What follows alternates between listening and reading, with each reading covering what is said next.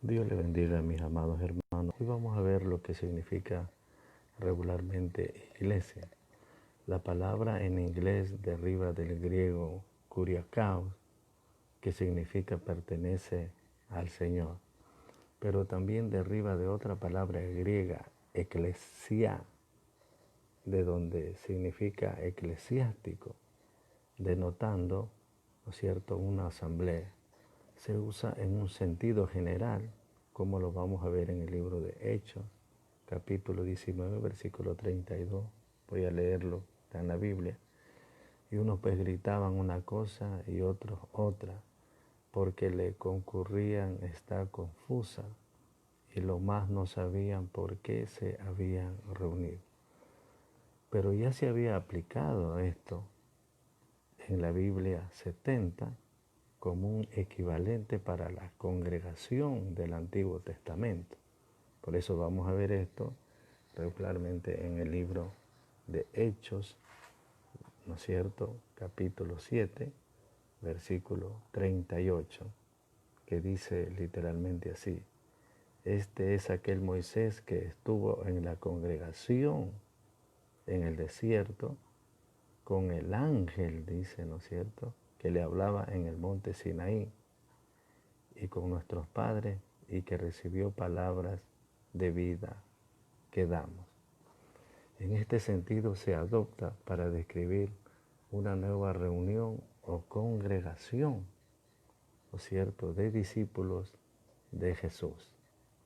En los evangelios, el término se encuentra solamente en el libro de San Mateo 16-18, que dice así: y yo también te digo que tú eres Pedro, y sobre esta roca edificaré mi iglesia, y la puerta del Hades no prevalecerán contra ella.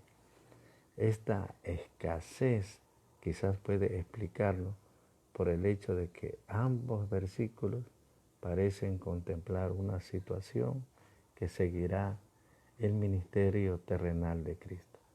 No obstante, los versículos muestran que Cristo tiene, ¿no es cierto?, reconstitución en perspectiva, que la iglesia reconstruida así descansará sobre la confesión apóstola de los apóstoles, y que emprenderá el ministerio de la reconciliación.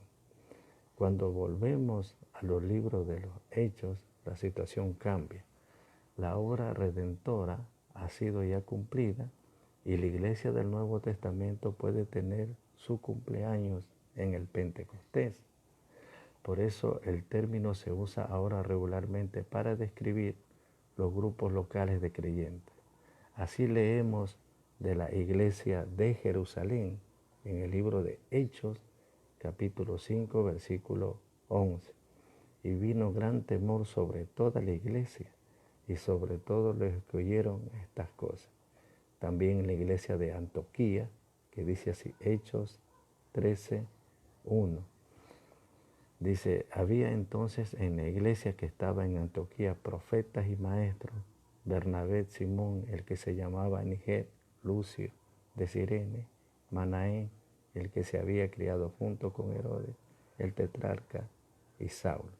También en Cesarea existía una iglesia. Hechos 18:22, voy a leerlo aquí en la Biblia, dice así: habiendo arribado a Cesarea, subió para saludar a la iglesia y luego descendió a Antioquía. Al mismo tiempo, la palabra se usa para todos los creyentes, ¿no es cierto? Posiblemente. Vamos a ver, Hechos 9:31. Entonces las iglesias tenían paz en toda Judea, Galilea y Samaria, y eran edificadas andando en el temor del Señor, y se acrecentaba fortalecido por el Espíritu Santo, dice la palabra del Señor. Desde el principio la iglesia ha tenido tanto un significado local al igual que un significado general, denotando tanto la asamblea individual como la comunidad mundial. Este doble uso, ¿no es cierto?, también se ve en Pablo, al dirigir Pablo sus cartas a las iglesias específicas, como por ejemplo en Primera de Corintios 1:2, que dice así, yo estoy leyendo aquí en la Biblia que dice así: a la iglesia de Dios que está en Corinto, a los santificados en Cristo Jesús, llamados a ser santos con todos los que en cualquier lugar invocan el nombre de nuestro Señor Jesucristo, Señor de ellos y nuestro. Vamos a comparar también con Primera de Tesalonicenses 1:1. Pablo, Silvano y Timoteo, a la iglesia de los tesalonicenses, en Dios Padre y en el Señor Jesucristo, gracia y paz sea a vosotros, de Dios nuestro Padre y del Señor Jesucristo.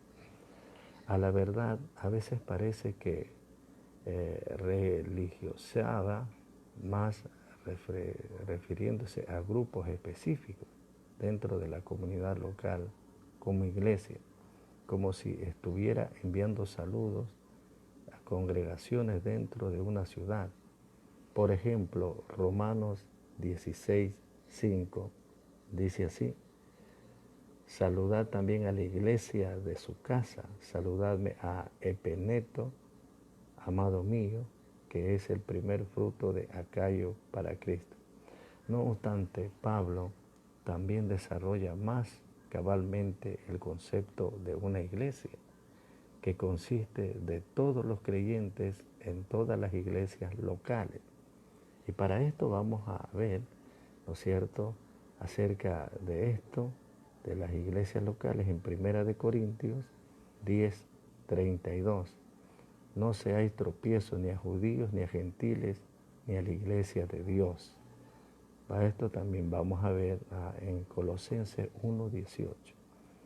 Y Él es la cabeza del cuerpo, que es la iglesia, el que es el principio, el primogénito de entre los muertos, para que en todo tenga la preeminencia. Vamos a ver también ahí en Primera de Timoteo, capítulo 1, versículo del 3 al 15. Repito, Timoteo, Primera de Timoteo 3:15, para que si tardo sepas cómo debes conducirte en la casa de Dios, que es la iglesia del Dios viviente, columna y baluarte de la verdad. Esto es específicamente en Efesios, ¿no es cierto? Los otros libros del Nuevo Testamento nos dan mayormente ejemplos del uso, ¿no es cierto?, local. Por ejemplo, en Tercera de Juan, capítulo 1, versículo 9 dice: yo he escrito a la iglesia, pero Diófetres, al que le gusta tener el primer lugar entre ellos, no nos recibe.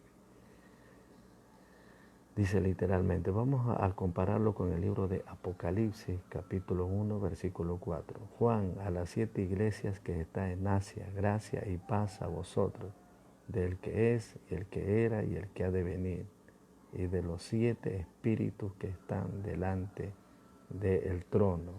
Dice en el libro de Apocalipsis, capítulo 1, versículo 4, hablando, ¿no es cierto?, de los ejemplos del uso de las iglesias locales.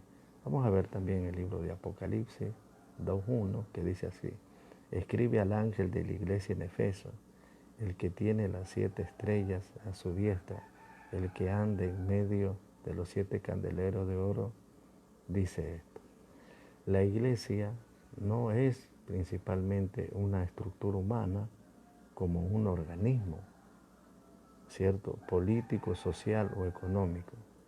Es básicamente la iglesia de Jesucristo, la iglesia del Señor, la iglesia del Cristo, de la gloria. Esto lo vamos a ver en el libro de San Mateo 16:18.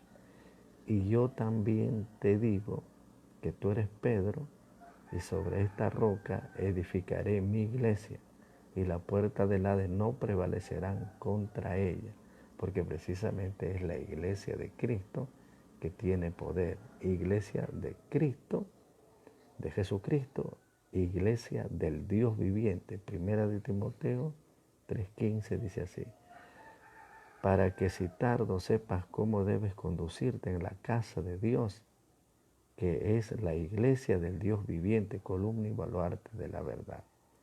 Es la iglesia del Dios viviente, columna y baluarte de la verdad, le escribió el apóstol Pablo a Timoteo para que sepa cómo debe conducirse dentro de la iglesia, bendita sea la gloria del Señor, del Dios viviente.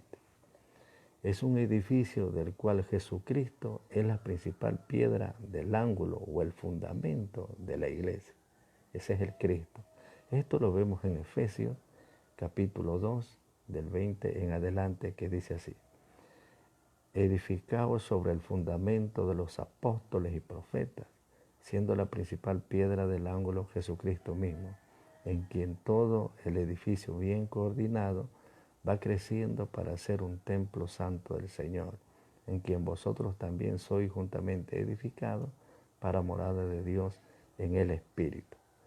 Por eso el compañerismo de santos o un pueblo de Dios regularmente lo dice en Primera de Pedro 2:9. Dice: mas vosotros sois linaje escogido, real sacerdocio, nación santa, pueblo adquirido por Dios, para que anuncie la virtud de aquel que os llamó de las tinieblas a la luz admirable. ¿No es cierto? La iglesia es la esposa del Cordero, que vamos a verlo en el libro de Efesios 5, del 25 hasta el 26, que dice así: maridos, amad a vuestras mujeres, así como Cristo amó a la iglesia y se entregó a sí mismo por ella, para santificarla, habiéndolo purificado por el lavamiento del agua por la palabra. Es el cuerpo de Cristo, siendo Él la cabeza, ¿no es cierto? Y los creyentes los miembros. Por eso la iglesia, Cristo es la cabeza, ¿no es cierto? Y en la cabeza, y nosotros los creyentes somos los miembros del cuerpo de Cristo. Romanos 12:5 dice así: así nosotros, siendo muchos, somos un cuerpo en Cristo. Por eso la iglesia debe saber, ¿no es cierto? Los hermanos deben entender que somos un solo cuerpo en Cristo Jesús y todos miembros los unos de los otros.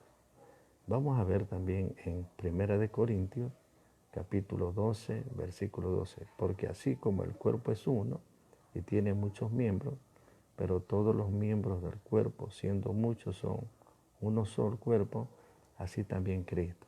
Porque por un solo espíritu fuimos todos bautizados en un solo cuerpo, sea judío o griego, sea esclavo o libre, y a todos se le dio de beber del mismo espíritu. ¿No es cierto? Vamos a comparar también esto con el libro de Efesios 4:4, un cuerpo, un espíritu, como fuiste también llamados en una misma esperanza de vuestra vocación. Acuérdese que toda enseñanza, toda palabra que diga un siervo del Señor al predicar, debe estar respaldado por la palabra del Señor. Por eso la Biblia dice: el que hable, hable conforme la palabra de Dios, para que en todo sea glorificado el Señor. Vamos a ver también Efesios 4:12, a fin de perfeccionar a los santos para la obra del ministerio, para la edificación del cuerpo de Cristo. Y esta comparación la terminamos con Efesios 4, del 15 en adelante, que dice así: sino que siguiendo la verdad en amor, crezcamos en todo en aquel que es la cabeza, esto es Cristo, de quien todo el cuerpo bien concertado y unido entre sí por todas las coyunturas que se ayuntan mutuamente, según la actividad propia de cada miembro, reciba su crecimiento para irse edificando en amor. Esto pues digo y requiero en el Señor, que ya no andéis como los otros gentiles que andaban en la vanidad de su mente. Como el cuerpo es la plenitud de Cristo, ¿no es cierto?, quien todo lo llena en todo, según el libro de Efesios, capítulo 1, versículo 23, la cual es el cuerpo, la plenitud de aquel que lo llena, ¿no es cierto?, en todo. La iglesia recibe su vida en Jesucristo por el Espíritu Santo, pero lo hace por la palabra, por medio de la cual obtiene vida. Vamos a confirmar esto en el libro de Santiago 1:18. Él de su voluntad nos hizo nacer por la palabra de verdad, para que seamos primicias de sus criaturas, y por la cual se nutre y santifica. Vamos a ver, Efesios, para santificarlo, habiendo purificado en el lavamiento del agua por la palabra del Señor. Vamos a ver también en 1 de Pedro 2:2, desead como niño recién nacido la leche espiritual no adulterada, para que por ella crezcáis para salvación. Asumir el ministerio, y para asumir el ministerio de la reconciliación. 2 de Corintios 5:19. Que Dios está con Cristo reconciliando consigo al mundo, no tomándoles en cuenta a los hombres sus pecados, y nos encargó a nosotros la palabra de la reconciliación. Administrar los misterios de Dios. Ese es el trabajo de la iglesia. 1 de Corintios 4:1. Así pues, tengamos los hombres por servidores de Cristo y administradores de los misterios del Señor. Qué lindo, qué privilegio es pertenecer a la iglesia del Señor. Finalmente, el trabajo de la iglesia no es meramente el procurar la salvación de la gente, es en primer lugar procurar la gloria de Dios en la iglesia. Vamos a ver esto, Efesios 1:6, para alabanza de la gloria de su gracia, con la cual nos hizo aceptos en el amado. Efesios 2:7, para mostrar en los siglos venideros la abundancia riqueza de su gracia, de su bondad, para con nosotros en Cristo Jesús. Por lo tanto, ni la iglesia ni su función cesan con la terminación de su labor terrenal. Por eso hay base para la antigua distinción entre la iglesia triunfante y la iglesia militante. Toda la iglesia es triunfante en su realidad verdadera, pero la iglesia que lucha y va en camino todavía está comprometida con el conflicto entre la antigua realidad y la nueva. Su destino, sin embargo, es ser llevada a plena conformidad con el Señor, como lo dice 1 de Juan, capítulo 3, versículo 2. Amados, ahora somos hijos de Dios, y aún no se ha manifestado lo que hemos de ser, pero sabemos que cuando Él se manifieste, seremos semejantes a Él, porque le veremos tal como Él es. Así esto se mueve vacilante, pero en expectación, confiando en la gloria futura, cuando será totalmente la iglesia triunfante, como se describe glorificante en el libro de Apocalipsis 7:9. Después de esto miré, y aquí una gran multitud, la cual nadie podía contar, de todas las naciones, tribus y pueblos y lenguas, que estaban delante del trono y en la presencia del Cordero, vestido de ropa blanca y con palmas en las manos, gozando su plena realidad como la novia y el cuerpo de Jesucristo. Entonces, regularmente, esta es la iglesia del Señor. Dios le guarde y Dios le bendiga, y adelante con el Señor. Amén.